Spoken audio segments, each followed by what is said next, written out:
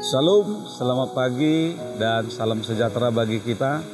Tidak lupa juga kami menyampaikan selamat ulang tahun bagi yang merayakan hari kelahirannya pada hari ini dan juga hari pernikahan di tengah-tengah keluarga Anda.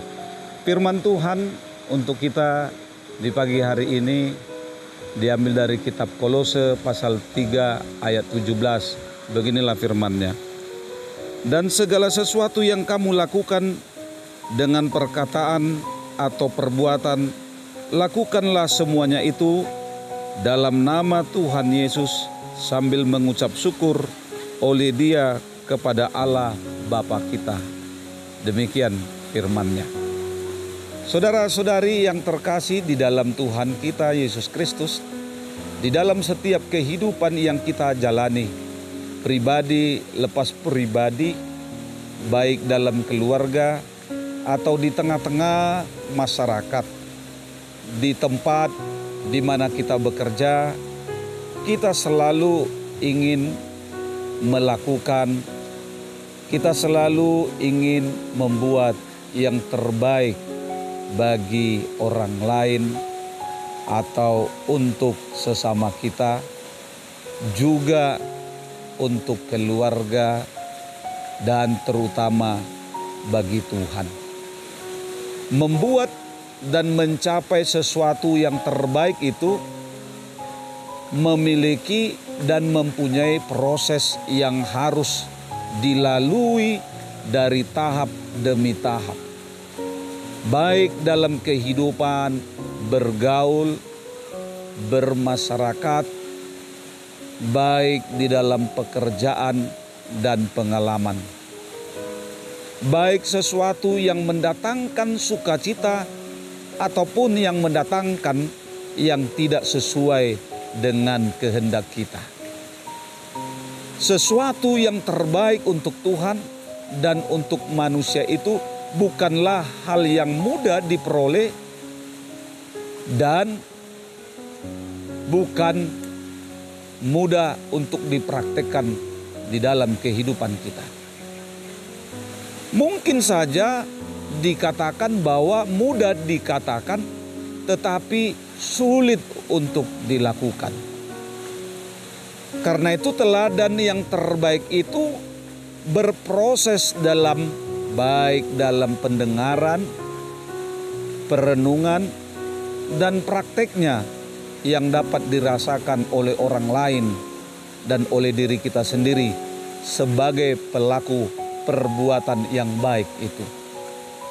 Sebagaimana juga di dalam Injil Yohanes pasal 15 ayat 13, seperti Yesus telah menyatakan kepada murid-muridnya, setelah Yesus membasuh kaki murid-muridnya, Dia mengatakan, teladan yang telah kuperbuat padamu juga supaya kamu lakukan kepada sesamamu seperti yang telah kuperbuat kepadamu. Melalui ini Tuhan Yesus ingin mengatakan inilah yang menjadi teladan bagi murid-muridnya untuk melakukan pelayanan dengan kerendahan hati. Karena hanya melalui inilah orang yang percaya kepada Kristus menjadi teladan dan dapat diteladani oleh orang lain supaya orang lain melakukan hal yang sama yang kita perbuat kepadanya. Paulus di dalam suratnya kepada jemaat Kolose ini mengingatkan bahwa sebagai orang yang telah menjadi manusia baru yang hidup dalam Kristus, hendaklah damai sejahtera Kristus itu tetap tinggal dalam hidup mereka. Damai sejahtera Kristus itu adalah damai sejahtera yang datangnya dari surga, bukan berasal dari dunia ini.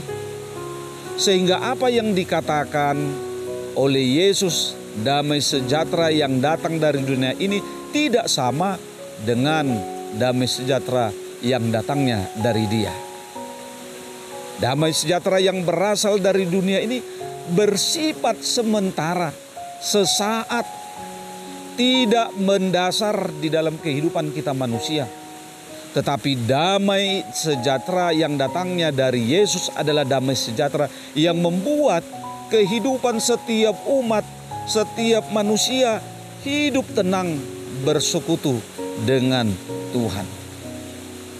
Percaya akan hal ini.